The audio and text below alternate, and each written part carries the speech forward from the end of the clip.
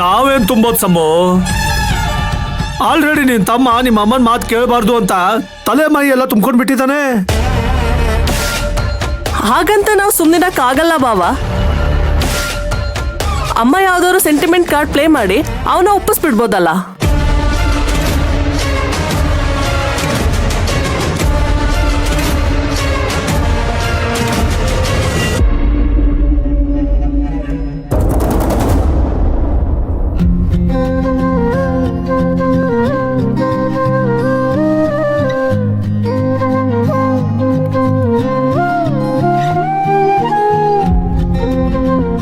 ನೋಡ್ದೆ ನಮ್ಮ ಮಯೂರಿ,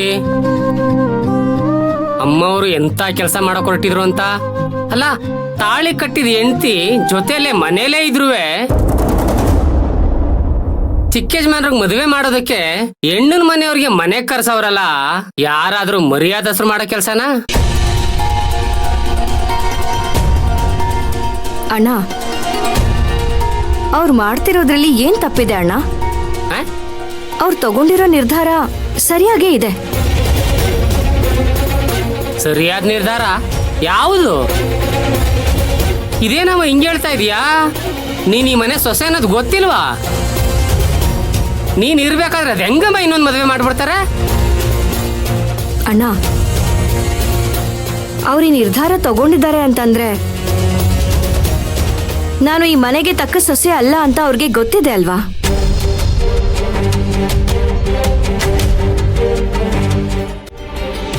ಅವ್ರ ಅಂತಸ್ತಿಗೆ ತಕ್ಕಾಗಿರೋ ಹುಡುಗಿ ತಂದು ಮದ್ವೆ ಮಾಡೋದ್ರಲ್ಲಿ ತಪ್ಪೇನಿದೆ ಹೇಳಿ? ಹಂಗಾದ್ರೆ ಒಳ್ಳೇದಕ್ಕಿಂತ ಆಸ್ತಿ ಅಂತಸ್ತೆ ಮುಖ್ಯ ಅಂತ ಹೇಳ್ತೀಯಾ? ನಮ್ಮಂತ ಬಡವ್ರಿಗೆ ಒಳ್ಳೇದು ಮುಖ್ಯನೇ ಇರ್ಬೋದು ಅಣ್ಣ. ಆದ್ರೆ ಅವ್ರಿಗೆ ಆಸ್ತಿ ಅಂತಸ್ತೆ ಮುಖ್ಯ ಅಲ್ವಾ?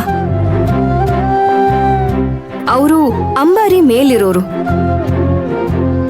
ನಾನು ನೆಲದ ಮೇಲಿರೋಳು. ನಮ್ಗೂ ಅವ್ರಿಗೂ ಒಂದೇನಾ ಹೇಳಿ? ಏನೇ ಆದ್ರೂ ಗುಣದ ಮುಂದೆ ಹಣ ಯಾವತ್ತಿದ್ರೂ ಸೋಲುತ್ತೆ ಕಣಮ್ಮ. ಅದೇನೇ ಇರ್ಬೋದು ಅಣ್ಣ. ಆದ್ರೆ ಅವರು ಮೊದ್ಲು ನೋಡಿದ ಹುಡುಗಿ ಈ ಮನೆಗೆ ಸರಿ ಹೋಗ್ತಿದ್ರು. ಆದ್ರೆ ಈ ಚಿಕ್ಕ ಯಜಮಾನ್ರು ಮಾಡಿದ ಅವಾಂತರದಿಂದ ನಾನು ಈ ಮನೆಗ್ ಬರ್ಬೇಕಾಯ್ತು. ನನಗೆ ಮದ್ವೆ ಬೇಕಾಗಿರ್ಲಿಲ್ಲ.